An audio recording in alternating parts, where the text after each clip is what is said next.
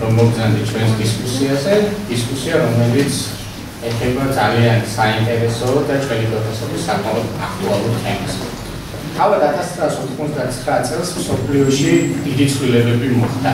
ჩინეთში მაგალითად პეკინის ცენტრში მდებარე ტიანანმენის მოედანზე აქციის მონაწილეები, რომლებიც დემოკრატიულ რეფორმებს იფოვდნენ და კორუფციას აპროტესტებდნენ, ხელისუფლებამ სასტიკად გაარბია ტანკებისა და სამხედრო ძალის გამოყენებით.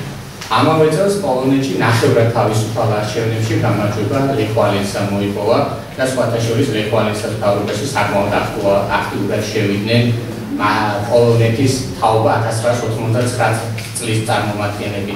ერთი წლის შემდგომ 90 წლის დეკემბერში სოლიდარობის ლიდერი უკვე ლეხ ვალენსა ერთპიროვნულად გახდა პოლონეთის პრეზიდენტი.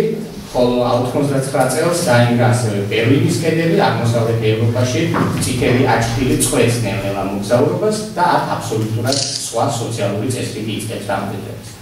ამ დიდი სოციალური ცვლილებებში აქტიურად მონაწილეობას იღებდნენ სტუდენტები, ახალგაზრდა ადამიანები, რომლებსაც შემდგომში სოციოლოგთა ჯგუფმა და ნაწილმა სახელად თაობა 99 უწოდა. თუმცა არსებობს სოციოლოგთა მეორე ჯგუფი, რომელიც თაობა 99 მიიჩნევს ეგრეთ წოდებულ იკეას თაობას.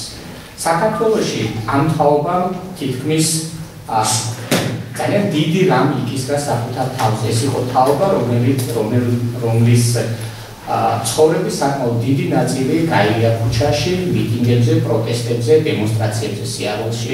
ეს არის თაობა, რომელიც მოესწრო საბჭოთა იმპერიაში ცხოვრებას, მოესწრო საქართველოს დამოუკიდებლობის გამოცხადებას. ეს არის თაობა, რომელსაც აყვედრიდნენ, რომ მათ აქვთ უზრუნველი ბავშვობა, მათ არ აკლიათ არაფერი, მათ არ უნახავთ ომი და შიმშილი, მაგრამ მხოლოდ აყვედრიდნენ. გავიდა დრო, გამოხდა ხანი და ამ თაობამ იწვია ყველაზე დიდი დარტყმა. ამ თაობამ ნახა შიმშილიც, ომიც, სამართლობაც და ყველაფერი ცუდი, რაც შეიძლება ამ ქვეყანაზე მოხდეს.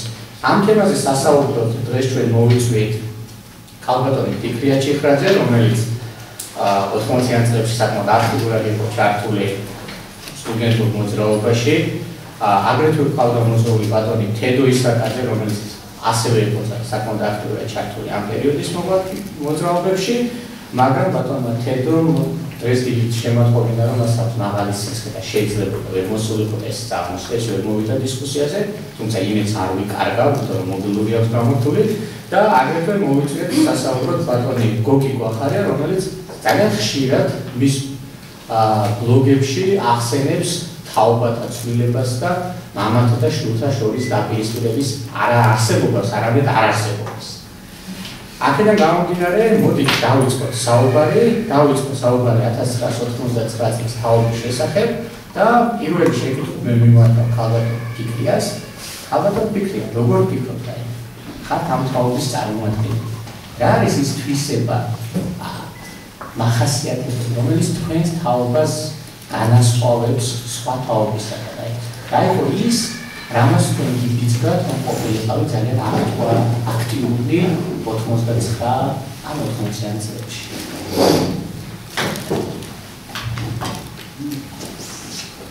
მოგესალმებით. თემა რთულია და ამ თემაზე გამომდინარე იქნება, რომ დამოუკიდებელი საქართველოს ისტორიის წლები სულ რთულ და დაძაბულ ვითარებაში წარიმართა, რაღაცნაირად ისე მოხდა, რომ წარსულთან მიბრუნება მისი ანალიზი, სახელის დარქმევა გარკვეული მოვლენებისადმი რეალურად არ მომხდარა. თუ მომხდარა, მომხდარა ფრაგმენტულად. ჩვენს, როდესაც ფიქრობთ ჩვენს განვლილ გზაზე, რა იყო სტუდენტური მოძრაობა, როგორ გადაიქცა მერე სტუდენტური მოძრაობა ერთიანი ეროვნული მოძრაობის ნაწილად, რა იყო ამაში კარგი, რა იყო ცუდი. ბევრი რამ არის საკამათო ამ მიმართულებით, თუმცა მე და ჩემი მეგობრებიც, როდესაც ამ თემებზე ვიწყებთ საუბარს, შეიძლება ითქვას, სადღაც ვიჭედებით ხოლმე და ბოლომდე ვერ გავდივართ. ასე რომ რაღაცნაირად ეს გააზრების გზა ალბათ ყველას ერთად გასავლელი გვაქვს ამ ყველაფრისა და რაღაცებს რომ არ ვიაზრებთ და ვერ ვიაზრებთ ბოლომდე, შეიძლება ბევრი პრობლემა იმითაც არის განპირობებული, რომელიც დღესაც არის ჩვენთვის აქტუალური. 99 წლის თაობა პირობითად ვთქვათ ასე, ცოტა უფრო ადრე დაიწყო ამ თაობის აქტიური გამოჩენა საზოგადოებრივ ასპარეზზე. ეს წარმოიდგინეთ იყო ჩვეულებრივი საბჭოთა პერიოდი. ჩემი სტუდენტობის წლები იყო არც მთლად დისიდენტური, ასე ვთქვათ, და არც მთლად გაცლილი ამ იდეისაგან. ეს იყო პერიოდი, როდესაც სულ ახალხან ჩავლილი იყო გეორგიევსკის ტრაქტატის 200 წლის თავისი იუბილე, რომლის თაობაზეც ძალიან ბევრი მითი თუ რეალური ამბავი ვრცელდებოდა მაშინდელ სტუდენტობაში. ახალი მომხდარი იყო თვითმფრინავის, ეგრეთ წოდებული თვითმფრინავის ბიჭების, ასე ვთქვათ, ის ამბავი, სადაც ასევე ბევრი ლეგენდა და მითი იყო და რეალობა ალბათ ძალიან ცოტა. ჩვენ რაღაცნაირად გვყევავდა იდეურად 78 წლის 14 აპრილის იდეა. ეს თარიღი ძალიან გვიყვარდა, გამორჩეულად გვიყვარდა ჩვენი თაობის სტუდენტობას და ვთვლიდით, რომ ეს იყო ძალიან მნიშვნელოვანი დღე, მნიშვნელოვანი თარიღი მაშინდელი, ასე ვთქვათ, საბჭოთა საქართველოს ისტორიაში, რომელიც სადღაც ვირტუალურად ფიქრობდა დამოუკიდებლობაზე. მე დღევანდელი დღისთვის, როცა რაღაცებს ვფიქრობდი, ჩემთვის რამოდენიმე რაღაც პოსტულატი მქონდა ჩემთვის ჩამოწერილი, უცებ ამომიტივდა თავში, რომ აი სწორედ 1993 წელს მე შეიძლება თარიღები აურიო და საუკუნეებიც აურიო და არ გაგიკვირდეთ, იმიტომ რომ ამ საკითხებში ცოტა ვერა ვარ, თლად კარგად. 1993 წელი იყო გეორგიევსკის ტრაქტატის, ასე ვთქვათ, მთელი რიგი ღონისძიებები იყო, მე სკოლა ახალი დამთავრებული მქონდა და მაშინ მე და ჩემმა რამოდენიმე მეგობარმა და ვერ ვიტყვი, რომ მე მაშინ ძალიან ბევრი მეგობარი მყავდა, ვისთანაც ამ თემებზე ლაპარაკობდი. პირიქით, ძალიან შეზღუდული იყო ასეთი ადამიანების წრე, დავდეთ ნიძლავი. და მე ვამბობდი, რომ მინიმუმ 10 წელში და მაქსიმუმ 15 წელიწადში საქართველო იქნებოდა თავისუფალი. ის ორი ადამიანი, ერთი გოგო იყო და მეორე ბიჭი, ძალიან სკეპტიკურად უყურებდნენ ამას და დამენიძლავენ ისე, რომ მე ნიძლავი უნდა მქონოდა წაგებული. მე რომ გავითვალე, აღმოჩნდა, რომ 8 წელიწადში უკვე გამოცხადდა საქართველოს დამოუკიდებლობა, მაგრამ როცა ჩვენ 86 წლის ბოლოს და 87 წლის დასაწყისში სტუდენტებმა დავიწყეთ გარკვეული აქტივობა და ეს აქტივობა კონკრეტულ თემებს უკავშირდებოდა, თუმცა მასაზრდოები იყო დიდი თემებით და საქართველოს თავისუფლების იდეით. ეს იყო ტრანსკავკასიური რკინიგზის მაგისტრალის მშენებლობის წინააღმდეგ სტუდენტების აქტივობა და მერე იყო დავით გარეჯის სამონასტრო კომპლექსიდან საბჭოთა კავშირის სამხედრო ბაზის გადატანის საკითხი, რომელიც მერე უფრო მასიური მოძრაობის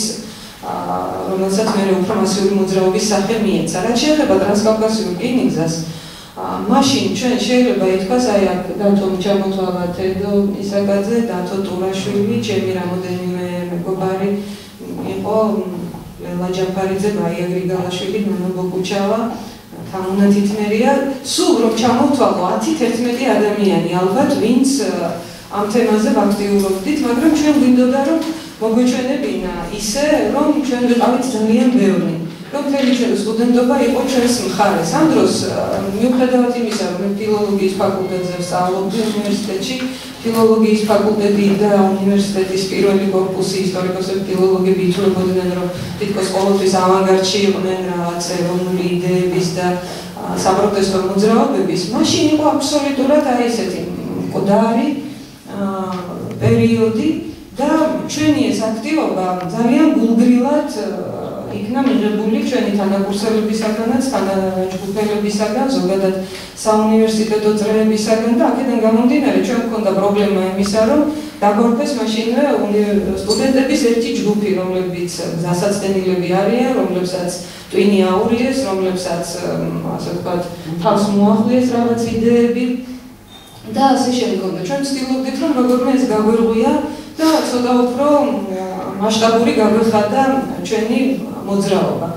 მახსოვს მაშინ ჩვენ დავიწყეთ ხელმოწერების შეგროვება, სწორედ აი ამ ტრანსკავკასიური რკინიგზის წინააღმდეგ და ეს იყო ხელმოწერების შესაძლებლად პირველი შეცვლა სამედიცინო უნივერსიტეტში და პოლიტექნიკურ ინსტიტუტში, მაშინ ასე არა, სამედიცინო ინსტიტუტსა და პოლიტექნიკურ ინსტიტუტში. Ამას მოყვა ისეთი საშინელი რეაქცია მაშინდელი ასე ვთქვათ ხელისუფლების მხრიდან და თვითონ ამ ინსტიტუტების ადმინისტრაციის მხრიდან, რომ ჩვენ შევაგროვეთ სადღაც 2000-მდე ხელმოწერა. მაშინ გვეგონა რომ 2000 ხელმოწერა იყო ძალიან ბევრი ხელმოწერა, მაგრამ მერე დაიწყო 3-4 დღის მერე ატირებული ჯგუფები მოდიოდნენ ამ ინსტიტუტებიდან და გვეუბნებოდნენ რომ მოგვეცით უკან ჩვენი ხელმოწერები დაგვიბრუნეთ უკან და ჩვენ ვიყავით ძალიან შეურაცხყოფილები, მაშინ ძალიან გულგად ეხილები ამ ხელმოწერებს უკან ვერ ვუბრუნებდით, იმიტომ რომ თვლიდით რომ მე შეიძლება რეპრესიის საგანი გამხდარიყო, ან სიების მიხედვით რეპრესიები დაწყებულიყო და ამიტომ მათ თვალწინ ხედით ამ სიებს და ვიღებდით ფოტოს, რომ ნამდვილად დავხიეთ. ეხლა ეს ფოტო რა დოკუმენტი იყო მაშინ ვერ გეტყვით, მაგრამ რაღაცა ესეთი რამ მოვიფიქრეთ და ეს ხელმოწერები 2000 ხელმოწერიდან დავიდა 800 ხელმოწერამდე. ეს იყო მაშინ საბჭოეთი, ეს ხელმოწერები უნდა ჩვენი განზრახვა ესეთი იყო, რომ უნდა გაგზავნილიყო საკავშირო ცენტრში. მე აღმოჩნდა რომ თურმე თბილისის პოსტიდან ამას ვერ გავაგზავნიდით და მთელი კონსპირაცია იყო მე როგორ უნდა წასულიყო ეს ხელმოწერები სადღაც სტავროპოლში თუ სადღაც აღარ მახსოვს, მაშინ საქართველოს გარეთ და იქედან გაგზავნილიყო საკავშირო ცენტრში. ამ გადასახედიდან ეს ყველაფერი ისეთი ბანალური ჩანს, ისეთი კომიკური ჩანს და ისეთი სასაცილო ჩანს, მაგრამ ფაქტია რომ მაშინ ეს ყველაფერი იყო ძალიან სახიფათო, ძალიან საშიში და ჩვენი საკითხი ყოველთვის იდგა ესე რომ დღეს ვართ უნივერსიტეტის სტუდენტები, ხვალ შეიძლება გავრიცხოთ. ის დღე გადავრჩით და ვართ ისევ სტუდენტები, ხვალ შეიძლება გამრიცხოთ და მუდმივად ასეთ რეჟიმში ვცხოვრობთ. თუმცა ჩვენ არ ვიყავით სულ ქუჩაში ყოფილი სტუდენტები, იმიტომ რომ ყოველთვის ვცდილობდით რომ ჩვენი პროფესიული დონე არ დაგვეგდო ეს პრესტიჟის საქმეთ მიგვაჩნდა და ყველა იმ თემაზე, რომელზედაც ლაპარაკობდით, ვცდილობდით რომ ყოფილიყავით ძალიან პროფესიონალურები, არგუმენტაცია ყოველთვის ჰქონოდა, არ ყოფილიყავით ზერელეები და ამ თემებზე ვეჯიბრებოდით უფროსებსაც, რომლებიც აი თქვა იგივე ტრანსკავკასიურის თემაზე იყვნენ იმ დარგის კონკრეტული სპეციალისტები და მე მაგალითად მახსოვს რომ ერთი ადამიანი იყო კვერენჩხილაძე, ეკონომისტი, სატრანსპორტო ეკონომიკაზე ჰქონდა წიგნი დაწერილი და ეს წიგნი მერგო განაწილებული ჰქონდა ჩვენი რაღაცა სფეროები და მერგო რომ მე უნდა დამემუშავებინა ფილოლოგს, გაგებაში არ ვიყავი საერთოდ ამ მიმართულების და ამ სფეროსი, მაგრამ იმდენი ვიმუშავე ამ წიგნზე, რომ ბოლოს ამ კაცს აღმოუჩინა შეცდომები წიგნში და მე ჩემს უფროს მეგობრებს წინს უჭამდი, რომ აი შეცდომები აღმოაჩინე და ეხლა ჩვენ ამ შეცდომებზე უნდა ავტეხოთ კიდე ამბავი და სიმღერებოდი კარგი შენ დაგიჯერებს ახლა ფილოლოგ პირველი მეორე კურსის სტუდენტს რომ ეკონომიკის რაღაც აკადემიკოს პროფესორს თან რიგის მქონე ადამიანს აღმოუჩინა შეცდომები. ფაქტია რომ ეს ასე იყო. მაგრამ აი 99 წლის პერიოდი იყო ესეთი გზადასაყარი, რომ ჩვენ ვცდილობდით უნივერსიტეტი ერთის მხრივ ყოფილიყო დეპოლიტიზებული, ოღონდ დეპოლიტიზებაში ჩვენ ვდებდით იმას, რომ მაშინდელი ერთადერთი პოლიტიკური ძალა, კომუნისტური პარტია ახალგაზრდობაში კომკავშირის სახით ყოფილიყო გაუქმებული უნივერსიტეტში.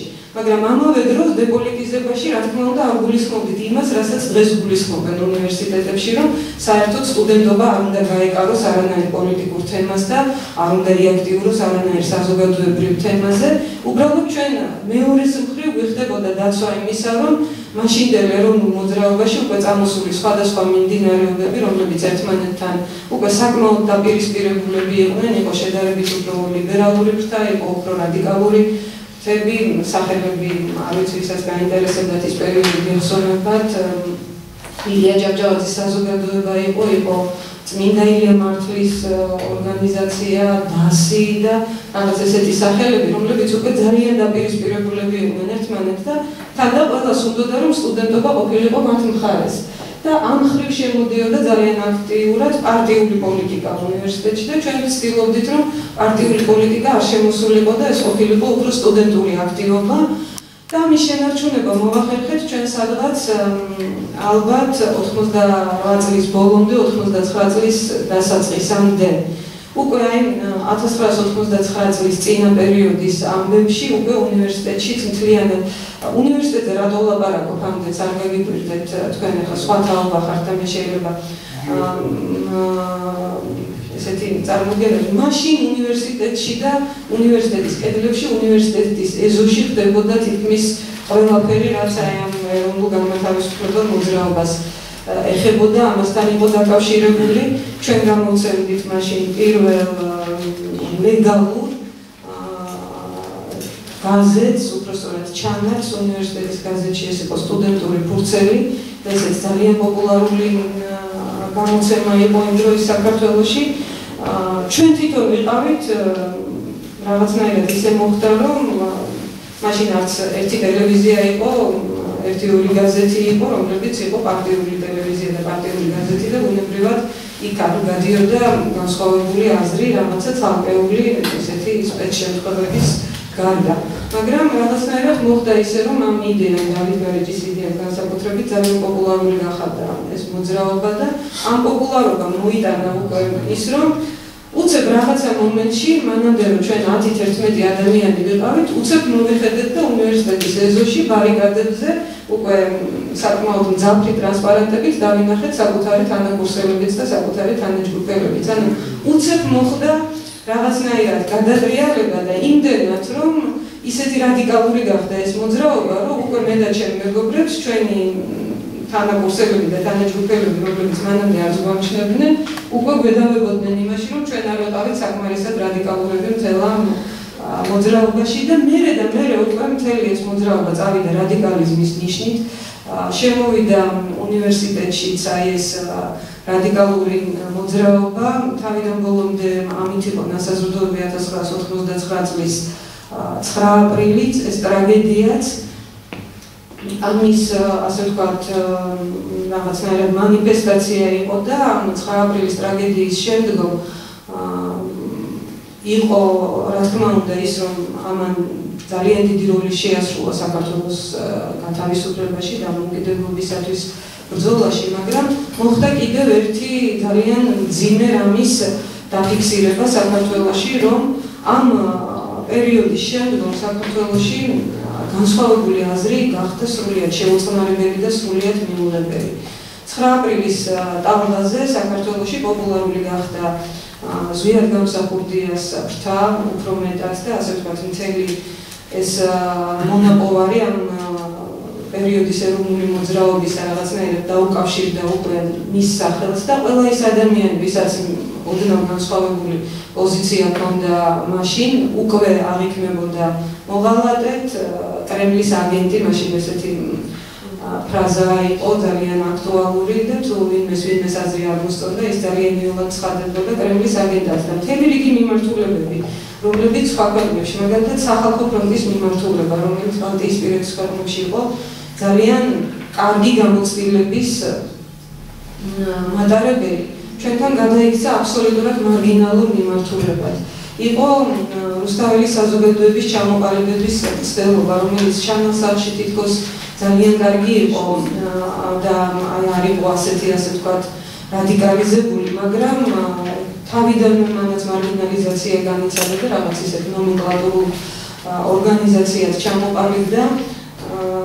ამ პერიოდს უკავშირდება აკაკი ბაქრაძის განდევნა, ასე ვთქვათ, და მისი მოკვეთა ეროვნული მოძრაობიდან მემრაბ მამარდაშვილის აბსოლუტურად სრული მიუღებლობა მაშინდელი საზოგადოებისაგან და რაღაცნაირად მას მერე თითქოს ესე ჯადოსავით დარჩა საქართველოში, რომ არის სულ დომინანტური მოძრაობა სხვადასხვა პერიოდში, სხვადასხვა სახელითა და გვარით, სხვადასხვა პოლიტიკური მიმდინარეობით და განსხვავებული აზრი ყოველთვის არის ძალიან რთულ მდგომარეობაში საქართველოში. სამწუხაროდ გავიდა ამდენი წელიწადი და ეს დარჩა, არ დაიძლია, ხანდახან ისე მძაფრდება ხოლმე, რომ ძალიან ცუდ ფორმებსაც იღებს ეს ყველაფერი და ალბათ ამას დაუბრუნდებით, ახლა მე არ მინდა რომ გამიგზავნდეს სიტყვა და დისკუსიის დროს ალბათ მოგიწევს რაღაც საკითხებზე დაბრუნება, მაგრამ თავისუფლების იდეა, რომელიც განხორციელდა,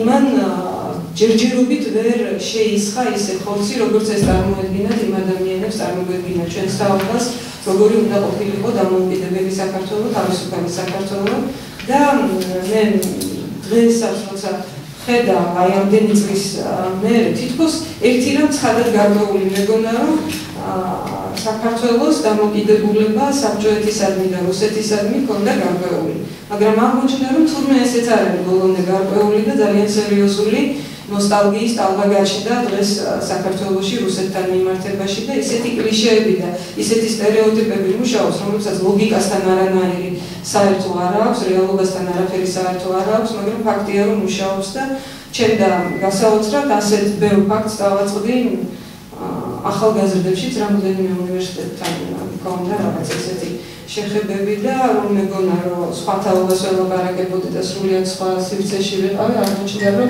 აღმოჩნდა რომ ეს ასე არ იყო და ძალიან შეწუხებული და გულდაწყვეტილი წარმოვედი იქედან.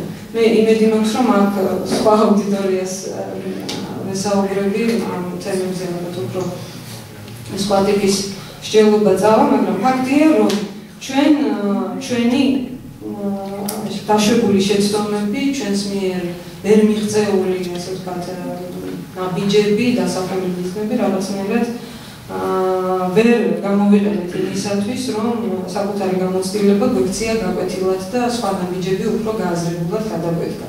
ეს ალბათ არ ნიშნავს იმას, რომ ეს ყველაფერი დასრულებული, ალბათ დიდი გზა გვქონდა მართლაც გასავლელი რეალური თავისუფლებისაკენ, რეალური დამოუკიდებლობისაკენ. უბრალოდ მე მართლა ადამიანურად ძალიან წდება გული, რომ თუ ის ჩემი ნიძლავი 10 წელიწადში კი არა 8 წელიწადში აღსრულდა, მე არ მინდა რომ ჩემი თაობა 99 წლის თაობა დავარქვათ ასე პირობითად, რომ ისე გავიდეს ასპარეზიდან, რომ ეს მიღწეული არ იყოს და თქვენი თაობის მისაღწევი იყოს ეს ყველაფერი ისე და ისე. არადა ეს შესაძლებელი იყო დღესაც, დღევანდელი დღიდანაც სწორი მოქმედებების შემთხვევაში არის შესაძლებელი მიღწევადი, იმიტომ რომ ჩვენაირი გზა გაიარა ბევრმა სხვა ჩვენაირი მდგომარეობაში მყოფმა ქვეყანამ და მათ გადალახეს ეს სიძნელეები. ჩვენ ამიტომაც ვერ მოვახერხეთ, რომ ეს აგვიკეთებინა. ძალიან ცუდია, რომ ბევრი დრო დავკარგეთ, მაგრამ რას ისე. ქართველები ვართ, ემოციურები ვართ და ეთყობა ბევრი რამის გადატანა გვიწევს ემოციურად და ემოცია მე ფიქრს ხელს უშლის და როცა ფიქრობ, ისევ იმავე ემოციაში ბრუნდები რაღაცა პერიოდის შემდგომ. დიდი მადლობა ქალბატონ ფიქრა, ბატონ გოგიროცა შეხვედრას გითხრებოდით, მაშინ მომწერეთ რომ 99 წლის ტერმინს არ ეთანხმებოდით. პირველი შეკითხვა იქნება რაში არის თანხმობა, თანხმობის გავშალოთ ეს თემა და მეორე შეკითხვა რა თქმა უნდა შეძლო თუ არა თაობა 99 დაპირისპირება მშობლების მამათა თაობასთან, თუ მაინც ბოლოს ისინი შეუდგნენ ერთმანეთს და გარკვეულწილად თაობებს შორის ავიტანეს. დიდი მადლობა უწევისთვის. მე არ გითხარ მოგწევ არ ვეთანხმები 99 წლის ჰეროინიზაციას. ან 9 ასე ვთქვათ და დღეს ახლა სანამ წამოვიდოთ სადაც სამსაათზე 4-ზე ტელევიზორში ირაკლი წერეთელი დავინახე საზოგადოებრივი მაუწყებლის წინ მიტინგს აწყობდა. ირაკლი წერეთელი მოხსენება 9 აპრილის გმირი იყო, ის იყო შეგვეთქვას მოდერატორი ამ მთავარი მიტინგის იმ ღამეს და დღეს ირაკლი წერეთელი ასევე აწყობს მიტინგს. ამჯერად მოითხოვს საზოგადოებრივმა მაუწყებელმა გააშუქოს თუ რატო არ უშვებენ უცხოელი მივხვდი ირანელები თავიანთ ბარებში ქართველ მამაკაცებს. რამდენიმე თანამოაზრესთან ერთად იდგა ეს. ჩემი აზრით ეს კიდევ ერთხელ ამტკიცებს იმას, რომ მე ჩემი პოზიცია არ იცვლება 9 აპრილთან დაკავშირებით.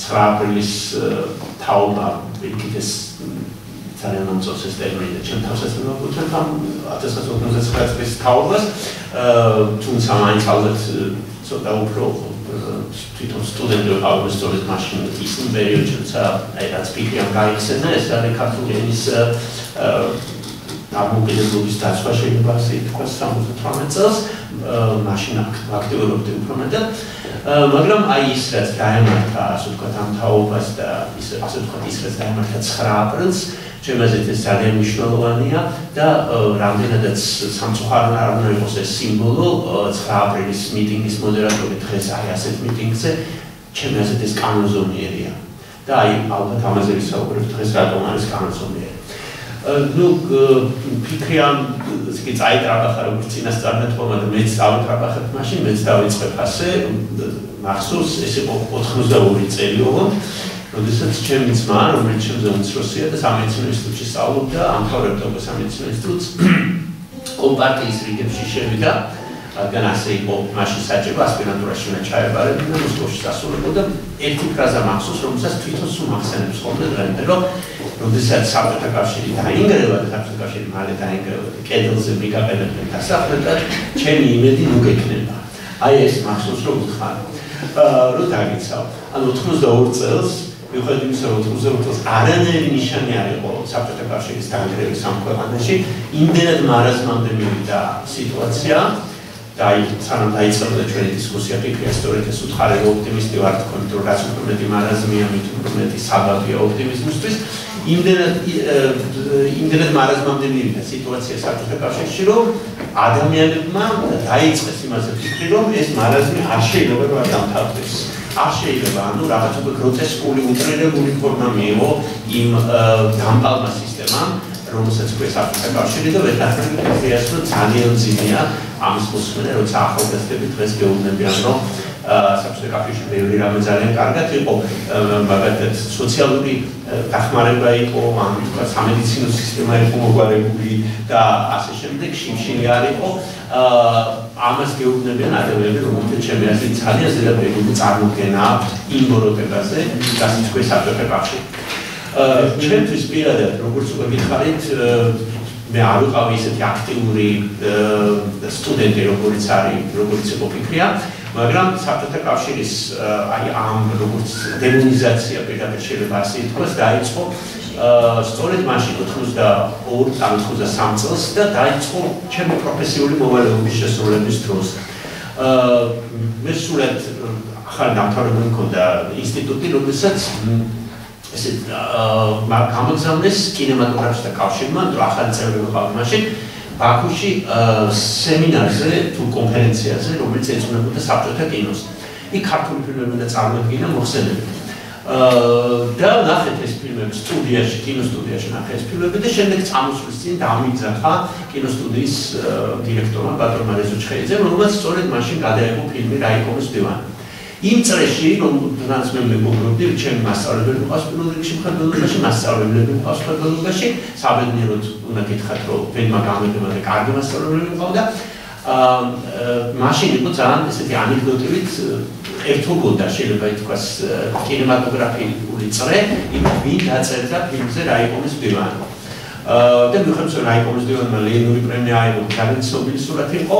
თქვენ პრესის წახვიდეთ ბიბლიოთეკაში არ გაიზარდოთ და ქართველი კრიტიკოსების რეცენზიები მოძებნოთ ეს არის ფილმი რომელსაც არავის არ დაუწერია საქართველოში არაფერი ну შეიძლება ვიღაც ჟურნალისტმა დაწერა რომელიც ის მახსოვს კიდეც ეს გვარები მაგრამ კინომცოდნეებს არაფერი დაუწერია ეს ასე ითვლებოდა ეს იმას კი არის რომ კინომცოდნეები იყვნენ ძალიან მოქალაქეობრივებით რაღაც განსაკუთრებით გამორჩეული ხალხი უბრალოდ აი ამ ივანიშვილის მედიასთან შეხვედრის არ იყოს რაც ახლა ფიქრიას უთხარი კამერები რომ გარიყო კამერები არ ყოფილიყო როგორ მოიქცეოდნენ ჟურნალისტები არავინ არ ვიცითო მაგრამ ადამიანი ყოფილა ესეთ შემთხვევებში ადამიანებს ერთმანეთის სხვენიათ და აი ეს ზუსტად ის მომენტი იყო როდესაც რაიკომის დივანზე რეცენზიის დაწერა იყო სამარცხვინო საქართველოში რა თქმა უნდა რუსეთში არა ხო და აი ამ ადამიანმა დამიბარა და ნუ კითხა ესე იგი ძალიან ბევრი რამე გააკეთა ქართული კინოსთვის და კინოსტუდიისთვის ეს ნამდვილად უნდა აღნიშნოს და ის კი არა იმასაც ამბობენ რომ რაიკომის დივანი იყო ქართული თვალსაზრისით მსხვერპლი იმისათვის რომ საქართველოში კარგი ფილმები გადაიღოთ სხვა რეჟისორებს შესაძლებელია ხო და როდესაც ვკითხა რაზე ილაპარაკებდა და უთხარი ამაზე ეს ფუნქცია გადადო აი ეს კარგად მახსოვს ეს კიდევ ვიმეორებ ეს იყო ჩემი პირველი ტრავმა საბჭოთა კავშირიდან გადავიდო ეს ფუნქცია და მეთქვა რომ ეხლა შენ ჩაწერ იმას რასაც იტყვი ბაქოში ქართულ ფილმებს და გამიკვირდა იმიტომ რომ მართლა არ ვიყავი ასე გაზეთი ასეთ ოჯახში არ ვიყავ გაზეთი რომ ესე თქვა რომ გადაწია ფუნქციები წაიგეთ და რა თქმა უნდა დამთავრდა ეს კონფლიქტით გამოვედი მე იქიდან და გარკვეული ხნის მერე სულ დავიწყე ფიქრი, რა შეიძლება ყოფილიყო ქართული კინოს და ქართული კინოსტუდიის მთავარი პრობლემა. ეს იყო ის, რომ ახალგაზრდები, რომლებიც აქ მუშაობდნენ, რომლებიც დაამთავრეს თეატრალური უნივერსიტეტი და იყვნენ მართლა ძალიან ნიჭიერი ახალგაზრდები, მათ აი ესე გადაუდებდნენ ხოლმე ფურცელს და ეუბნებოდნენ, რომ შენ ამას გადაიღებ, ამას გადაიღებ, ამას ისიც გადაიღებ, ასე გადაიღებ. და ამაში დავწმუნდი, იმიტომ რომ 3 წლის მერე, როცა ჯერ კიდევ საბჭოთა კავშირი იყო და ჯერ კიდევ გარბაჩოვი არ აქტიურობდა კინემატოგრაფის და ხილობამდე უნდა გამოქვეყნებოდა ზამაში ძალიან აქტიურობდა გაზეთი ახალგაზრდა კომუნისტი, მიუხედავად ამ გაზეთის სათაურისა, ეს იყო გაზეთი, რომელიც უფრო რეფორმატორული გაზეთად ითვლებოდა შედარებით, ხო? მამუკაფაჩუაშვილი იყო აღიარებისანი რედაქტორი, ვინ იყო მაშინ.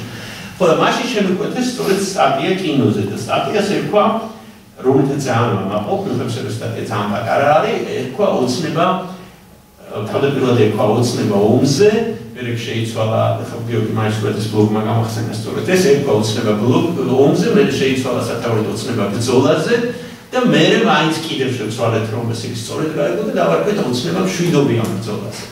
და საუბარი იყო ახალგაზრდებზე, ქართულ კინორეჟისორებზე, რომლებიც მორჩილად იმეორებენ და აკეთებენ იმას, რასაც ეუბნებათ მათ კინოსტუდიის ხელმძღვანელობა ამ შემთხვევაში და დავარქვით ამას მამები ქართულ კინოს. ეს სტატია ცეკაში განიხილეს, მახსოვს მაშინ დისერტაციას ვიცავდი და ამან ძალიან დიდი პრობლემები შემიქმნა.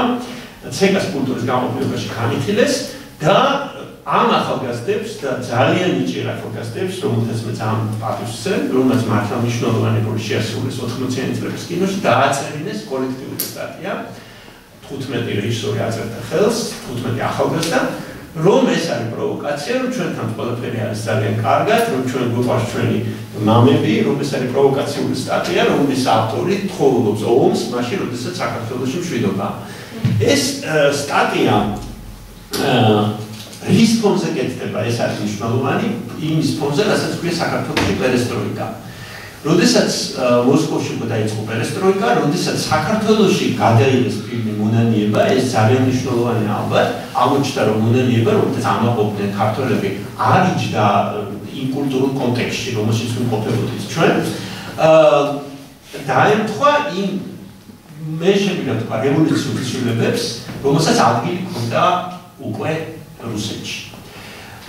ეს ალბათ ერთადერთი პერიოდია მე-20 საუკუნის ყოველ შემთხვევაში რუსეთის ისტორიაში, როდესაც პირადად მე მერჩივდა ცხოვრება რუსეთში ვიდრე საქართველოში, დაახლოებით 5 წლის განმავლობაში, იმიტომ რომ მართლა დუღდა ცხოვრება და განსხვავებით საქართველოსგან, რომელსაც მაშინ ჯუბერ პატიაშვილი მართავდა, მიუხედავად იმისა, რომ ფიქრი ამ გაიხსენა, რომ აქაც დუღდა ცხოვრება, რომ 10 სტუდენტიო თქვა, ასეთი 10 სტუდენტი არ იყო იქ, იყო ბევრად უფრო აქტიური ცხოვრება რუსეთში და მე როცა ჩვენ წავედით მოსკოვში კინემატოგრაფის დაპყრობაზე, ეს დავწერე კიდეც და ეს კინემატოგრაფის დაპყრობა 1986 წელს იწყება, ითვლება რევოლუციის დასაწყისად და საბჭოთა კავშირის დანგრევად, ჩვენ ქართველები ვისხედით ბუფეტში და ვჭამდით ხიზილალას და სასისქს მაშინ, როდესაც ვიღაცა შემოვარდა და დაიყვირა, რომ ხალხო ვერ წარმოიდგენთ რა ხდება დარბაზში, ეხლავეთ გამოგვით დაანებეთ თავი ჭამას, ჩვენ მარტო ქართველები ვიყავით თქმა უნდა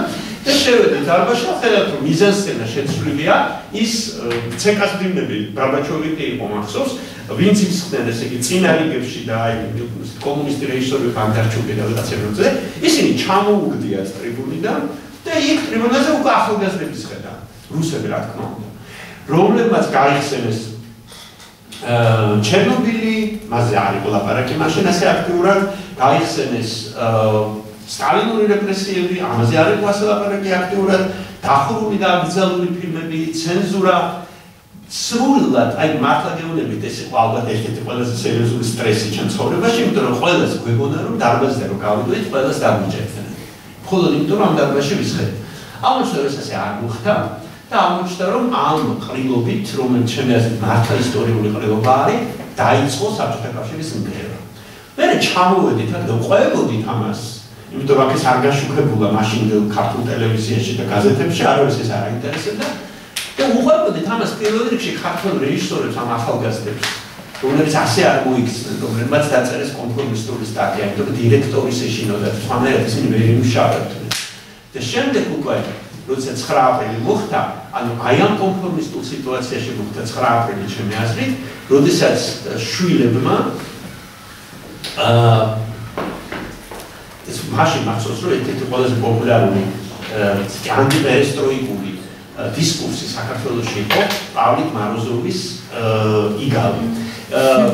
აი ეს ისე ქართული კომუნისტი მამები, ანუ ის ხალხი, ვინც მართავდა ამ დროს ქართულ კულტურას, გაბრაზებულები იყვნენ იმაზე, რაც რუსეთში ხდებოდა, რომ იქ დაიწყო სტალინის რეპრესიებზე საუბარი და ბატონღაც ჩათვალეს, რომ სტალინურ რეპრესიებზე საუბარი ეს ჩვენი კომპლექსი, ეს არის ქართველების კრიტიკა, ქართველების წინააღმდეგ ბრძოლა და ამიტომ გიგალ ორკიფანიძე და აი ამ თაობის ხალხი მიდიოდა მოსკოვში, ერთვებოდა რუსულ გადაცემებში და ამბობდა, რომ ჯობია ლენინი გაიქცენოთ, სტალინის კარგად მახსოვს ეს ძირითადად ამას ამბობდა. სტალინის რო იცნებთ, ლენინს რატო არ იცნებთ? ან სტალინის რო იცნებთ, ტროცკის რატო არ იცნებთ? იმიტომ რომ ეს არის დარტყმა საქართველოს წინააღმდეგ. ძირითადად აი ეს დისკურსი იყო მაშინ და მოხდა ისე რომ მთელი აქტიური ცხოვრება, ვიღაც იმის რომ სტუდენტები ნამდვილად გამოდიოდნენ და აქტიურობდნენ, ისევ და ისევ იარაღი აი ამ ისტორიაში სამწუხაროდ გახდნენ მამები და ბაბუები. რომლებიც გამოვიდნენ სწორედ ამ დისკურსით, რომ ესენი არიან პავლიკ მაროზოვები, ანუ ის რაც ხდება ახლა რუსეთში, ეს არის ახალი პავლიკ მაროზოვები, რომლებიც ებრძვიან ეროვნებიან მამებს და სინამდვილეში ეს პავლიკ მაროზოვის პიონერის ამბავი, ერთი პერიოდი მე ძალიან დავინტერესდი პავლიკ მაროზოვის ამბით, როგორც ცდილობდა სტალინის ინტერპრეტაციას და როგორც ცდილობდა სხვა ადამიანები მის ინტერპრეტაციას, მაგალითად ეიზენშტაინის საქმის ბეჟაზიდანო, რომელიც მან მიუძღვნა არა იმას, თუ როგორ გაყიდა პიონერმა მამამ, პიონერმა შვილმა მამა, არამედ მიუძღვნა იმას, თუ როგორ მოკლა მამამ თავისი შვილი. და ჩემი აზრით 80-იანი წლების დისკურსი ქართული და 1999 წლის 9 აპრილი ეს არის სიმბოლური დღე, რა თქმა უნდა, რომელიც ჩემი აზრით უნდა აღინიშნოს აუცილებლად, მაგრამ ეს არის ღამე, როდესაც მშობლებმა მოკლეს თავიანთი შვილები. ის რომ თავად ამას რუსეთი ამას მნიშვნელობა აქვს, როდესაც მშობლებმა სხვერპლად შეწირეს თავიანთი შვილები, თვითონ გაიქცნენ და თან გოგონები, ესეც ძალიან მნიშვნელოვანი ალბათ, გოგონები და შემდეგ გადასარევად გამოიყენეს თავიანთი პოლიტიკური კარიერის შესაქმნელად. მე კარგად მახსოვს, გადაჭარბება ვფიქრი ამ თქვა და ეს ქართული თვისებაა ალბათ, როდესაც 9 აპრილის მეორე ღამეს, მეორე დღეს, ჩემთან მოვიდნენ ჩემი მეგობრები, რომლებიც მთელი ღამე იყვნენ იქ, მე ხარ ვიყავი მთელი ღამე და დაიწყო საუბარი თუ რამდენი არის მსხვერპლი. და მაშინ ინტერნეტი არ იყო და ფეისბუქი არ იყო, ტელევიზია რო მუშაობდა, ვიცით და ყვებოდნენ საოცარ ამბებს. მაშინ იმის მერე ვამბობ ხოლმე, რომ როდესაც გამოდიან დღეს ვთქვათ, ახალი ხელისუფლების წარმომადგენლები და ყვებიან სადიზმებზე, ვამბობ ხოლმე, რომ ჯობია გამოიწვიო ეს სადიზმი და მერე მოგვიყო ეს ჰორორები ტელევიზორში ყოველ დღე და კიდევ უფრო გააგიჟო და გააბოროტო ხალხი. აი ასეთი ჰორორები იყო მაშინ საქართველოში. ყვებოდნენ 2000 კაცი, რომელიც ტყვარში ჩააგდეს. სიები ხო და ეს რას ნიშნავს, რომ ქართველებს არ ეყოთ ის 18 კაცი ხო, ის რა სხვერპლი რომელიც იყო, უფრო მეტი უნდოდათ, წარმოიდგინეთ, უფრო მეტი სისხლი უნდოდათ, რადგანაც ის სხვერპლი აღმოჩნდა ძალიან პატარა, ის უცნობი ადამიანები, აღმოჩნდნენ ძალიან პატარები, ზოგს ქუჩის სახელი აქვია, მაგრამ ზოგი საერთოდ დაივიწყა ისტორია. სამაგიეროდ ამ სხვერპლის ხარჯზე მოვიდა ახალი გამარჯვებული ტრიუმფატორი ეგრეთ წოდებული დისიდენტები, რომელთაც მე დისიდენტებს ვერ დავარქვა, რომლებმაც ერთმანეთში აურიეს ნაციონალიზმი და თავისუფლებისთვის ბრძოლა. ორი აბსოლუტურად განსხვავებული რამ. ჩემი აზრით ის რომ ჩვენ ვართ დღეს ამ პრობლემების წინაშე და მაგალითად ბალტიისპირეთმა ეს პრობლემები ადვილად გადაჭრა და იმასთან კი არის დაკავშირებული, მაშინ ასე იმართებდნენ თავს, რომ ბალტიისპირეთი ცოტა ხანი იყო მონობაშიო. ეს ასე არ არის. კონფორმიზმში ძლევდნენ ბრალს. კონფორმიზმში ძლევდნენ ბრალს, რა თქმა უნდა. საქმე სწორედ ის არის, რომ იქ ადამიანის უფლებები ლატვიელებს უფრო დიდი, ესტონელებს უფრო ნაციონალისტები, ქართველები ნამდვილად არ არიან. აქ ჩამოდიოდა რუსი და მას ელაპარაკებდნენ რუსულად, ესტონეთში ამას ვერ გააკეთებდნენ მოგეხსენებათ, რომ მართლაც, მაგრამ იქ მართლაც იმუშავეს ამაზე და ეთნიკური ნაციონალიზმი არ იყო ისეთი მნიშვნელოვანი, როგორც ადამიანის უფლებები. სამწუხაროდ აი ამ იმ თაობას რომელსაც დავარქვით 99 წლის თაობა, თუმცა კირილოვი მაინც მე მგონია რომ ეს კალენდარული ტერმინი უფრო უნდა იყოს ალბათ. იმიტომ რომ განსხვავებული ადამიანები იყვნენ ამ თაობაშიც. სამწუხაროდ სწორედ აი ამ ნაციონალიზმის წინ წამოწევა, უბრალოდ ეთნიკური ნაციონალიზმისა, თორე ნაციონალიზმი როგორც ქვეყნის ნაციონალიზმი მე მიმაჩნია ძალიან მნიშვნელოვანი ღირებულება. და ამის წინ წამოწევამ და შემდგომში უკვე ამის დისკრედიტაციამ საბოლოოდ დაახლოებით იმ მარაზმამდე მიგვიყვანა, როგორც 92 წელზე ამბეთ, როდესაც ადამიანებმა გააუფასურეს იმის ცნება, რასაც ქვია ქვეყნის სიყვარული, სამშობლოს სიყვარული და სასაცილო გახდა ეს. სასაცილო გახდა იმიტომ, რომ არამ გროტესკულმა ფიგურებმა, რომლებიც მოვიდნენ 99 წლის 9 აპრილის შემდეგ, არა მარტო გაანადგურეს ქვეყანა, არა მარტო დაქსაქსული გახადეს, და სხვათა შორის რადგან ვლაპარაკობთ მამებზე და ბაბუებზე, აქ უნდა გულისხმოთ ყველა. ეხლა თქვენ რომ შეიძლება ბევრი კარგი რამე გაუკეთებია, როგორ შეიძლება ის დავიწყება, მაგრამ ნუ დავიწყებთ იმას, რომ საქართველოს პატრიარქმა, მაგალითად აფხაზეთის ომის დაწყების წინ თქვა, რომ ქართველი, რომელიც მოკლავს ქართველს, ის დაიჯება. მე აფხაზებთან ერთ დიალოგზე შეხვედრაზე ვიყავ, სუამას ეხსენებდნენ სხვათა შორის.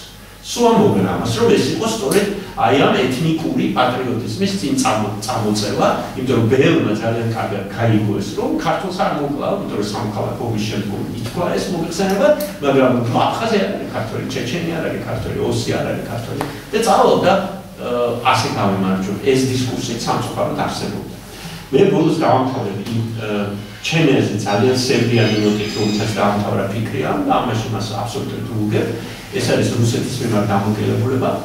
მე პირადად მგონია მაინც, რომ საკმაოდ პესიმისტი ვარ და მგონია, რომ სანამ რუსეთში არაფერი არ შეიცვლება, საქართველოშიც არაფერი არ შეიცვლება, სამწუხაროდ ასე ვართ ჩვენ მომული რუსეთის ისტორიაზე და ჯერჯერობით ასე გრძელდება, მენტალურადაც ასე ვართ მე მგონი, მაგრამ ეს იმას არ ნიშნავს, რომ და ახალგაზრდებისგან გამიგია ეს სამწუხაროდ, ახალგაზრდები ამბობენ, რომ დღეს რუსეთი უკვე სხვა არის, ეს ის რუსეთი არ არის, რაც იყო 80-იან წლებში, თქვენ გაიგონებთ ალბათ, ჩემი აზრით ეს არის კონფორმიზმის გამართლება მხოლოდ, რაღაც ახალი დისკუსია, რომელიც არის ძალიან გავრცელებული.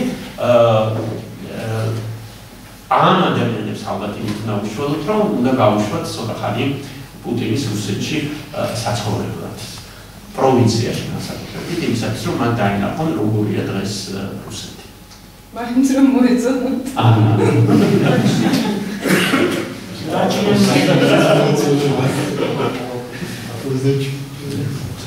დიდი მადლობა საინტერესო მოხსენებისთვის.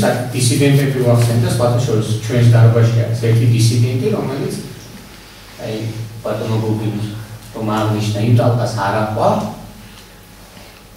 და მე ვთქვა დღემდე აღიძერებს ის დისიდენტურ მოღვაწეობას. ეს ადამიანი absolუტურად შვიდად ჩუმად არის ეს ბატონი ემულა დოლხანოვიჩ გულისხმობ და ძალიან ნიშანდობლივია, რომ ამ დისკუსიას ესწრება ბევრი ახალგაზრდა და დისიდენტებს, რომელსაც მე პირადად დაურეკე ბევრს, დავხატკიშე, არ მოვიდნენ ბატონი ემილისთვის არ დამირეკავს, მაგრამ ის არის ამ დარბაზში. ეხლა შემიძლია სიტყვა გადავცეთ დარბაზს, თუ იმის გაქვს შეკითხვები, მოსაზრებები, სადღაც მოგისმენთ.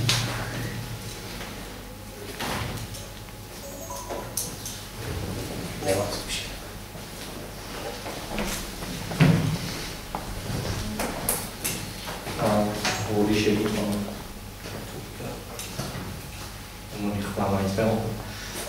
ერთ შეკითხვა ქალბატონ ფიქრიასთან, ანუ ვარახსენ პროფესიონალიზმის საკითხი იმაზე, რომ კითხულობდნენ, სწავლობდნენ თუ რა თითოეულ საკითხს, რომელსაც ეხებოდნენ. რეალურად რო შევხედოთ დღევანდელ და შემდგომ ცხოვრებას, როგორც გაგრძელდა. ფაქტია, რომ თითოეულ ნაბიჯზე, თითოეულ ყველანაირ პროტესტში, რომელსაც ჩვენ ახლა გამოხატავენ, ან მაშინ გამოხატავდნენ, იყო დიდი არაპროფესიონალიზმი ყველა საკითხზე. ანუ არ იყო შესწავლილი ყველა ნაბიჯი, რაც გამოყვებოდა და ამ შემდეგ. და ამას როლი ჰქონდა და სად დავგარგეთ ეს საკითხი შესწავლის პრობლემის, რომელსაც ვეხედავთ. ბატონ გოგისთან შეკითხვა კონფორმიზმის საკითხზე, ანუ სად არის ზღვარი, ანუ სად ვართ კონფორმისტები და სად არ ვართ კონფორმისტები, სად იყო ეს თავრობითი და სად არა. აკუპალევა პროფესიონალიზმი მე ვერ ვიტყვი რომ მიუხედავად მაშინდელი ჩვენი მცდელობისა ეს იქცა მახასიათებლად პირიქით აი ასეთ საპროტესტო მოძრაობებს სამწუხაროდ ძალიან დიდი ზედაპირულობა დასჩენდა იმ პერიოდიდან მოყოლებული ეხლა გოგი რასაც იხსენებდა გოგი ჩემთვის ძალიან საინტერესო ადამიანია სხვათა შორის ის წიგნი გოგი რომელიც გამოეცი სულ მოუთმელა დავიკითხე და ძალიან ნაცნობი იყო ბევრი განცდა ემოცია და ბევრი რამ რაც მე განაპირობებდა რაღაცებს მათ შორის იმ კომპრომისსაც რადგანაც გოგი ლაპარაკობდა ჩვენ ამას ვცდილობდით ძალიან ვცდილობდით მეც ადგილობდი მე დღემდე მაქვს განცდა აი თქვა ჟურნალისტი მირეკავს და მეკითხება რაღაც საკითხს მე ვეუბნები რომ მე არ ვიცნობ ამ თემას და ის მეუბნება რომ მე მოგიყვებით და თქვენ მიპასუხეთ ეხლა ის როგორ მომიყვება წარმომიდგენია და მე მოყოლინზე კიდე რომ პასუხს გასცემდა კომენტარს გააკეთებ მაგრამ დღეს ეს არავის არ ადარდებს სამწუხაროდ მე იმ სფეროში რაშიც მომიწია ამდენი ხნის განმავლობაში ყოფნა შემიძლია გითხრათ რომ შემაძრწუნებლად მძიმე სურათია ამ თვალსაზრისით თქვა საგარეო პოლიტიკაზე შეუძლია ისაუბრონ ადამიანებმა ისე რომ როგორ გითხრათ მე ბებიაიო და ილარიონის დონე ბევრად უფრო მაღალი მოგიჩვენოთ მსჯელობის თვალსაზრისით ვიდრე ის რაზედაც დღეს პოლიტიკოსები ლაპარაკობენ ევროინტეგრაციაზე ან ევროატლანტიკურ ინტეგრაციაზე ილაპარაკებენ ისე რომ განსხვავება არ იციან ევროსტრუქტურებსა და ჩრდილოატლანტიკურ ალიანსს შორის ევროსაბჭოსა და ევროკავშირს შორის მე ამას არ ვამბობ როგორ გითხრათ რა ნიშნის მოგებით ჩვენ პოლიტიკაში ვიყავით თვითნასწავლი თაობა მაგრამ თვითნასწავლობითაც შეიძლება მიაღწიო ადამიანმა რაღაცა ტიპის ასე ვთქვათ დონეს პროფესიონალიზმის და შეიძლება ჩვენ პოლიტიკური ფილოსოფიის ნაწილში არ ვიყავით ასე ვთქვათ დიდი აღმოჩენების მიმღწევები მაგრამ ყოველ შემთხვევაში რაღაცის მიღება განცდა საკუთარ თავში გადახარშვა შეგვეძლო და ელემენტარულად შეგვეძლო რომ ამ თუ იმ საკითხის სასარგებლოდ არგუმენტაცია მოგვეტანა ან მის საწინააღმდეგოდაც მოგვეძებნა არგუმენტები სამწუხაროა რომ ამ ნიშნით არ წარიმართა ზოგადად პოლიტიკური ცხოვრება საქართველოში საზოგადოებრივი ცხოვრებაც არ წარიმართა და მერე მოხდა ისე რომ თუ ჩემ დროს რაღაცნაირად ისე მეტნაკლებად აქტიური ახალგაზრდები ასე თუ ისე რაღაცა თემებში მომზადებულები იყვნენ. შემდეგი თაობა სულ უფრო და უფრო მომზადებელი წარმოვიდა და მე შემიძლია გითხრათ ახლა მე რიდება გვარებს და სახელებს ხوار დავასახელებ, მაგრამ არიან ადამიანები, რომლებიც ტელევიზიით ჩნდებოდნენ ყოველდღიურად და მოუწოდებდნენ ხალხს, მოძღვრავდნენ რაღაცა თავის მორალურ პრინციპებზე ელაპარაკებოდნენ ისეთი ადამიანები, რომლებსაც უბრალოდ ერთი წიგნი წაკითხულიც არ ჰქონდა. დღეს ეს ადამიანები უდიდესი ნაწილი ახალგაზრდები არიან თანამდებობებზე. მათი ზრდა ხო დამთავრდა საერთოდ. წარმოუდგენელია, რომ მან იმ ასაკში რა ასაკშიც არ წაიკითხა რაღაც იმის მერე ამ უკვე თანამდებობაზე მყოფმა მიხედოს ამ საქმეს. ასე რომ ეს პერიოდი ჩვენ ზოგადად გაგვისხდა ხელიდან განათლების თვალსაზრისით მე ვფიქრობ რაც არ უნდა ოპტიმისტები ვიყოთ ამ მხრივ ძალიან სერიოზული პესიმიზმი გვმართებს და სასწრაფოდ დაფიქრება გვმართებს იმიტომ რომ ძალიან მძიმე ვითარება არის ზოგადად სააზროვნო თვალსაზრისით ქვეყანაში თითქოს ისე დაიხშო ეს უნარი და ეს შესაძლებლობა რომ ადამიანები სრულიად ელემენტარულ ლოგიკურ ამოცანებსაც კი ვეღარ უმკლავდებიან და ისეთ საოცრებას მოისმენ ნებისმიერ ადგილას მე არ ვამბობ ამ შემთხვევაში ვთქვათ სოფელში ბევრად უფრო შეიძლება გაიგონო ლოგიკური მსჯელობა და აზროვნება თუმცა იქაც ძალიან მძიმე მდგომარეობა შეიქმნა იმიტომ რომ არ ვიცი ხა სოციალურმა ყოფამ განაპირობა ეს როგორ არის ასოციალურ ანგალებად გადაიქცა ამის ჩვენი განსაკუთრებით პერიფერიები და რთული ვითარება გვაქვს ძალიან ამ თვალსაზრისით. ფაქტია, რომ ეს დაიკარგა. სად დაიკარგა? იმავე 89-ში დაიკარგა, იმის მერე დაიკარგა, თუ როგორ 89-ის აპრილის მეორე დღე გაიხსენა გოგი. უცებ ჩვენ ეს დაზაფხული ადამიანები ქუჩაში რომ გამოვედით, დავხვდა რაღაცა საზოგადოება გარეთ, რომლებსაც ჰქონდათ მოშვებული წვერი, რაღაცა გლოვის ნიშანი იყო, თავზე გაკრული შავი მენტი. შავი მენტები და ეს გახდა რაღაცა ისეთი მახასიათებელი, რომ თუ შენ ამ კასტას არ ეკუთვნოდი, შენ უკვე აღარ იყავი არც თავისუფლებისთვის მებრძოლი, არც ეროვნული იდეალებისათვის მებრძოლი და რაღაცნაირად მოხდა, აი თითქოს გარიყავდა მაგალითად კავკასიური კლუბი შეიძლება ძალიან ცოტა ვინმეს ახსოვს ეს იყო აი ზალიბო კიკოძის და ამ ჯგუფის შექმნილი რაღაცა ისეთი ინტელექტუალური საწყისის ორგანიზაცია იყო საზოგადოებრივი ერთობა რომელიც ფიქრობდა ბევრ რამეზე და ბევრ რამეს სწორად ფიქრობდა მაგრამ ძირშივე მოისყიდა ეს და ვერავითარი განვითარება ვერ პოვა ჩვენ როგორც გითხარით რაღაცნაირად აი ძალიან მალევე წაგვლეკა იმ ტალღამ, რა ტალღაც წამოვიდა ასე მასიურად და მასიურად რაც წამოვიდა, იმას უკვე სრულიად სხვა მახასიათებლები ჰქონდა. იმდენად რომ მე საკმაოდ სპორტული ადამიანი ვიყავი მთელი ჩემი ასე ვთქვათ ახალგაზრდობის განმავლობაში და მე რომ ვფიქრობდი, ჩამომიყალიბდა ესეთი ალბათ კომპლექსი და ამ კომპლექსიდან გამომდინარე საერთოდ არ შემიძლია არანაირი სპორტული ასპარეზობის ყურება, იმიტომ რომ აღარ მიყვარს გამარჯვებულების ემოცია, იმიტომ რომ რაღაცა სუნდონია რომ გამარჯვებული აღარ არის სწორი. არ ვიცი ეს ცუდია ალბათ რაღაცა სულ ვცდილობ რომ რაღაცა კომპლექსები არ მქონდეს, მაგრამ გრძნობ რომ ეს კომპლექსი დამრჩა და სულ არ დამარცხებულის მხარეს, იმიტომ რომ ამდენი ხნის განმავლობაში მე სულ ხედავდი რომ გამარჯვებული მდგომარეობა მოდიოდა არასწორად. იდეურადაც არასწორად, მორალურადაც არასწორად, სიმრავლის ხარჯზე, რაღაცა არაპროფესიონალიზმის ხარჯზე, კონფორმიზმის ხარჯზე და მე არ მინდოდა რომ ყოფილიყავი თქვათ იმ გამარჯვების თანაზიარი. ეს არის პრობლემა. მე არ მაქვს პასუხი ამაზე, სად გაქრა, სად დაიკარგა, მაგრამ ფაქტია, რა მდგომარეობაც არის დღეს პოლიტიკაში, რა მდგომარეობა არის დღეს მედიაში და როგორ შევხვდება თქვათ საკითხები. მე ვამბობდი რომ ადრე გორბაჩოვი რო პირველად გამოჩნდა ტელევიზიით, ჩვენ ტელევიზორს იმდენად ავუყურებდით, რომ მე მახსოვს ჩაის სახლში ვიკრიბებოდით და ვიღაც კაცი ტელევიზორში ლაპარაკობდა და მე რომელიც ვითვლებოდი მაშინ რომ ეროვნული მოძრაობის ავანგარდში ვიყავ, დავსვი შეკითხვა ეს კაცი ვინ არის მეთქი. და ძალიან ესეთი რეაქცია მოყვა ამას, იმიტომ რომ ჩვენ არც ტელევიზიით ვიკვებებოდით მაშინ, მე აი გოგის ჯადოს მსახურებას უყურებდი, რაღაცა იმპულსები მოდიოდა ალბათ მართლა იქედან, იმიტომ რომ მართლა ძალიან კარგად მახსოვს ჩემი თავი ტელევიზორთან, როდესაც იმ პატარა ბავშვებთან გულის ურთიერთობას ხედავდი. მაგრამ ეს რაღაცები იყო ძალიან ფრაგმენტულად, ჩვენ არ ვკითხულობდით კომუნისტურ პრესას, მაგრამ ინფორმაცია საიდანაც მოდიოდა, ხო, მაშინ არ იყო ეს გახსნილი სივრცე. მოდიოდა და მოდიოდა ეს ინფორმაცია. ჩვენ აკრძალულ ლიტერატურასაც ძალიან ბევრს ვკითხულობდით, ემიგრაციის ლიტერატურას ვკითხულობდით, რაღაცა ახალი საშუალებები ჩნდებოდა. რადიო იყო ძალიან მნიშვნელოვანი. ქსერო ასლები, ქსერო პირველად გაჩნდა, ეს იყო საოცრება მაშინ. ჩვენს ცხოვრებაში და ხელიდან ხელში გადადიოდა უბრალოდ ხელნაწერი ჟურნალები არსებობდა, ხელნაწერი გამოცემები, რაღაცა ბეჭდურად აკრეფილი წერილები და ასე შემდგომ და ჩვენ ვახერხებდით მაინც საჭირო ინფორმაციის მიღებას. მაგრამ დღეს როცა ამხელა შესაძლებლობები არსებობს, ხო?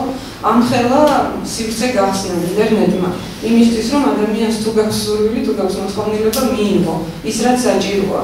აბსოლუტურად დახურულები აღმოჩნდით ჩვენ ამის მიმართ და ძალიან მაწუხებს და მაგარებს ეს, მაგრამ ის გაზეთი პრინციპში უნდა წაიკითხო, რომ ტრის აზროვნებაზე იყო. არა, მე ამით იმას კი არ ვამბობ, რომ ჩვენ კომუნიზმზე წარმოდგენა ჰქონდა, გადასარევად ვიცნობდით, რასთან ჰქონდა საქმე და საერთოდ რეპრესირებულების თემა რომ არ არსებობდა და ძალიან ბევრ ადამიანს სტალინის სურათი სახლში ეკიდა, ჩემს ბებიას და ბაბუასაც ეკიდა სახლში და არა, ეხლაც იმიტომ რომ არიციან ხალხმა რაღაცა კლიშეს ჩაიდო თავში, მართლა სტალინი დიდი მხედართმთავარი რაღაცა ამ მოსაზრებებიდან მოდიან ქართველი რუსეთში დაფასებული, რუსეთის ხელმძღვანელი, მსოფლიო ომი მოიგო და არასოდეს არ გელაპარაკებიან ეს ადამიანები ისეთ თემებზე, რასაც ქვია მასიური რეპრესიები და რითი ჩამოვარდებოდა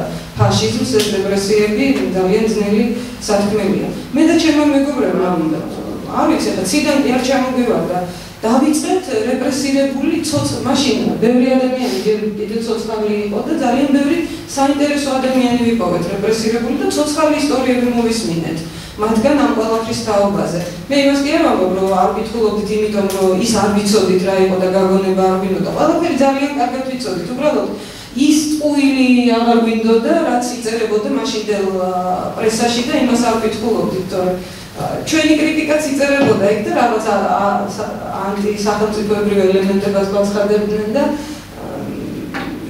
ესეთი რაღაცებს წაკითხვა ვიწერდა, რა თქმა უნდა. და იყო კიდევ ესეთი საერთაშორისო მიმოხილვები.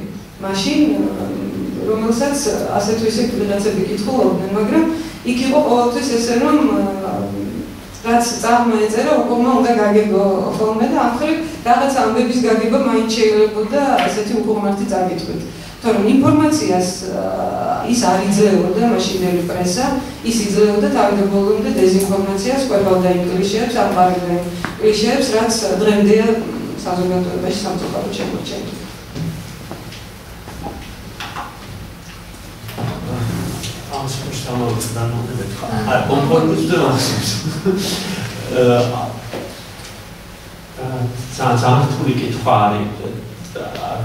კითხვა არის, რომელიც მოითხოვს რაღაც სქემატურ პასუხს, ხო? და ძალიან მიჭირს ამაზე ლაპარაკი, რომ ყველას ჩვენი გაგება გვაქვს კომპრომისის. რომელიც გვეცვლება მუდმივად. მომხრევა, რომ გვეცვლებოდეს პოზიციები და მოსაზრებები. იმისათვის რომ გავიაზროთ ეს რა არის, ამ სხვების დახმარებაც გვჭირდება ხოლმე, მე მახსოვს რომ ერთხელ სტატია ძალიან მტკივნეულ სტატია მქონდა დაწერილი გაზეთში კომუნისტი. ფილმზე რეცენზია არაფერი კომუნისტური არ იყო და მახსოვს რომ ჩემი მასწავლებელი ტატა თოჩელიძე 4 თვე არ მელაპარაკებოდა, არ მილეკავდა, ვერ ხვდებოდი რატო და ბოლოს მითხრა რომ ადამიანი რომელიც დაგვეჭდავს სტატიას გაზეთ კომუნისტში მას არ უნდა მიესალმო. ეს იყო რადიკალური გადაწყვეტილება, თუმცა ყოფილა შემთხვევა რომ თვითონ მას შეიძლება მეორე დღეს რაღაც ასევე კომპრომისტული გაეკეთებინა. ამიტომ მე ვამბობ რომ ვინც არ არის კომპრომისტი, იმან მესროლოს თქვა, ჩვენ ყველანი ვართ კომპრომისტები, რა თქმა უნდა, სხვანაირად შეიძლება ძალიან ძნელი იქნება ცხოვრება სოციუმში და შეგუება. მაგრამ არსებობს კომპრომიზმი, ყველაზე უფრო სამწუხარო ჩემი აზრით კომპრომიზმი ეს არის მოძრაობის სიახლის ცვლილების არ ქონა, სურვილის არ ქონა და აი რაღაცნაირი ცნობის მოყარეობის არ ქონა. მე ვთვლი რომ ეს არის ერთ-ერთი სერიოზული პრობლემა ჩვენი კულტურის. არ აინტერესებთ ადამიანებს რაღაცები.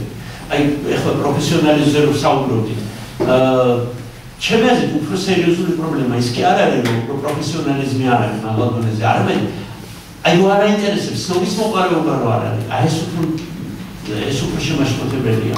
ეს არის ზუსტად ის მიზეზი, რომ ჩვენ ვერ ვითარდებით, იმიტომ რომ ახალგაზრდა ადამიანს რაღაცები არ აინტერესებს, მართლა საოცარი არის, მიყვის ხოლმე, როგორ შეიძლება მალე პენსია მომიწევს, მაგრამ ყველაფერი მაინტერესებს ხოლმე და ადამიანს როცა რაღაც არ აინტერესებს, დეპრესიაში ვარდებიან ეს ადამიანები, ხო, თქვენი თაობაც. აი თვალებში ეთყობათ, რომ ჩამქრალი აქვთ თვალები. ჩამქრალი აქვთ, სულ მიყვის ხოლმე კაცო. ახალგაზრდა კაცი ხარ. ჯანი გაქვს, ტვინი გაქვს. ხო, ფული შეიძლება არ აქვს, მაგრამ ცნობის მოყარეობა, ეს ხო ისეთ რამე არ არის, რაც ფულზე არის გამოგებებული კაცო. და ესეც რო არ აქვს. და ეს ამას ვერავინ ვერ ასწავლის სხვას. რაც შეეხება იმ სტალინურ რეპრესიებს, ну რაც თქვია, გარიციანო, მეც ვფიქრობ, რა თქმა უნდა, განათლების პრობლემა არის სერიოზული, მაგრამ მე მაინც გონია, რომ შეიძლება ძალიან ბევრი რამე დათომ შეიძლება ბევრი რეპრესირებული სია წარმოგვიდგინოს, აქ სურათებიც წარმოგვიდგინოს და ისტორიებიც ამ ადამიანების, მაგრამ მაინც სტალინი ედგას და მაინც უნდოდეს ეს სტალინი. იმიტომ რომ მე მაინც გონია, რომ ეს არის ელისო ჩაფიძის ინტერვიუ წავიკითხე გუშინ წინ. ახალგაზრდა ქალი წერს. პროკურატურას უფრო ძლიერი ხელი ჭირდება. უფრო მაგარი ხელი ჭირდება. ესე იგი საოცრება არის მაგარი ხელის მოთხოვნა. ახალგაზრდა ადამიანში, ქალში გასაგებია პროკურატურა ასეთი ორგანიზებული ორგანოა, კიდევ უფრო გონიერი, კიდევ უფრო ძლიერი უნდა. და მე მაინც ვფიქრობ, რომ ეს სტალინური ეს მოთხოვნილებები, ეს არის ალბათ აი სწორედ ამ ძალის სურვილი, ძლიერი სურვილი, რომელიც ამავე დროს განსაზღვრულია, რომ მე არაფერს არ გავაკეთებ, არაფერი არ დამაინტერესებს, რომ იქნება ძლიერი დიდი ბოდიში ამ ისე ძლიერი მამა, რომელიც ჩემს მაგივრად გააკეთებს რაღაცებს. და მე ვიცხოვრებ ჩემთვის ახერხა. მე მგონი აი ეს კულტურული კონტექსტი, სანამ ეს არ გაიაზრება საქართველოში, დათომ რამდენი სიაც არ დაწეროს და ეს პრობლემა დარჩება, იმიტომ რომ იტყვიან ბოლოს და ბოლოს სტალინმა არაფერი იცოდა, ამ ბოლოს იტყვიან, რომ ეს ასე საჭირო იყო, სხვები საჭირო იყო, ყველაფერი არა, ამაზე გამართლებას, ბოროტებას ყოველთვის მოუძებნის ადამიანი, თუმცა ეს ჭირდება. ეს გამართლებაც არის საჭირო იყო. რადგან სტალინური რეპრესიები ვახსენეთ, ერთია ჩვენ გასამართლებლად წეროთ IDF შემთხვევაში და ადამიანები იკითხონ ეს, ვისაც აინტერესებს და მეორეა როგორ უნდა შევიდეს ეს საგანმანათლებლო სივრცეში, როგორ უნდა მოხდეს ამის მიწოდება. ამას კიდევ სამი პროფესიონალიზმი შეგვეძლო და მოდით ჩემ თავსაცის ვერ მაჩვენებელია ვიგვაქვს რომ ჩვენ ძალიან შლოს ვართ იმის და რომ მსგავსი რამე სამწუხაროდ. ეხლა სალომე და მე თავი.